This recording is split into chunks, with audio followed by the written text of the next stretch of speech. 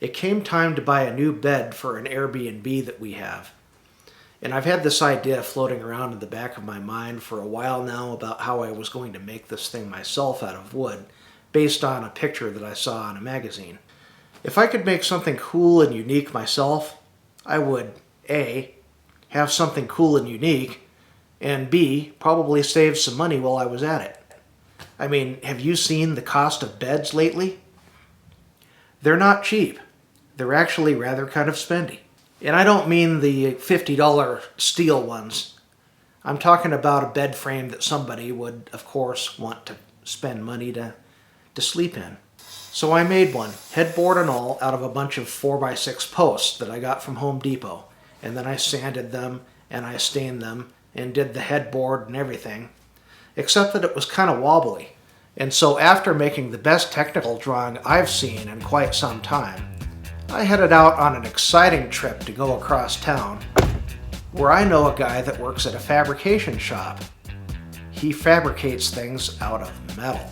And somehow, this became a story not about bed frames, but about lithium iron phosphate batteries and boats. Right now on Everyday Tech.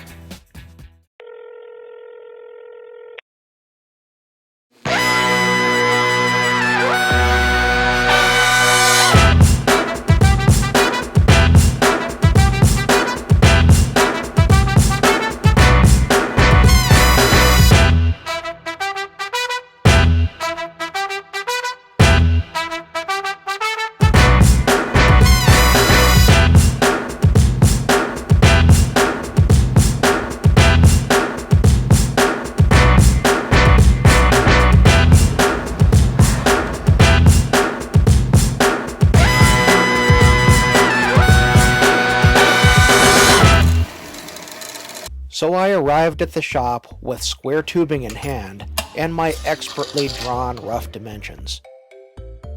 And John went to work welding it all together, mostly with steel wire.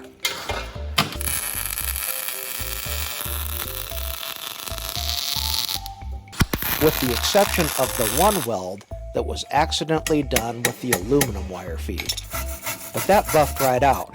No, that's really as clean as a whistle.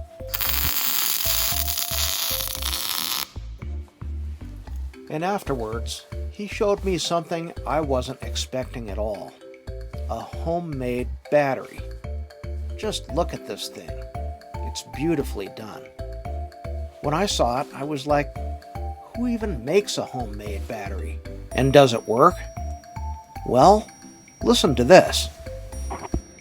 And I cranked in the back, we're putting an engine in this boat, it's a big block Chevy, and cranked it with the ignition off over and over with this battery pack hooked to it. Yeah. And on the amp probe, we're pulling 200 and 200 to 205 amps continuous with those 4 batteries. And I wanted them because for my electric trolling motor, I wanted something with a lot of cycle, or a lot of, they could run a lot of hours. So what's your battery pack in the boat look like? I'll show you. Finished yet. And in behind, you can't hardly see it, is another lithium iron phosphate battery that's the cranking battery.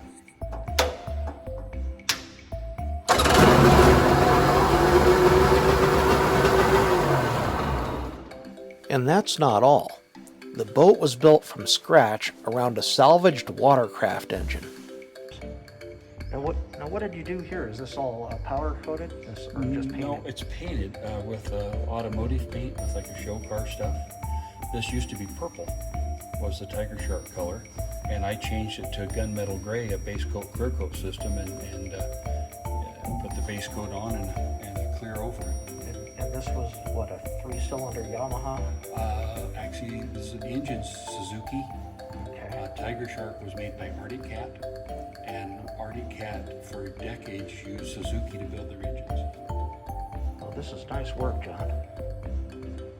So what I do when I'm doing stress management, I do this stuff. And you just have like a regular manifold exhaust pipe. This is out of a jet ski. This thing here. So it's a water jacketed exhaust. It doesn't ever get hot on the outside. Oh, that's nice. Yeah. weight to power is really a lot better than lead acid. So I wanted to get trolling motor batteries for my boat, and I started looking for some form of lithium battery for them and found them. I just found that they're really expensive. And then I caught a YouTube clip on a guy building a 12-volt lithium battery from scratch, and I thought, maybe that'll work for me. Well, the more I looked into it, I decided it not only would work, it's really, really simple, and the parts are readily available. I got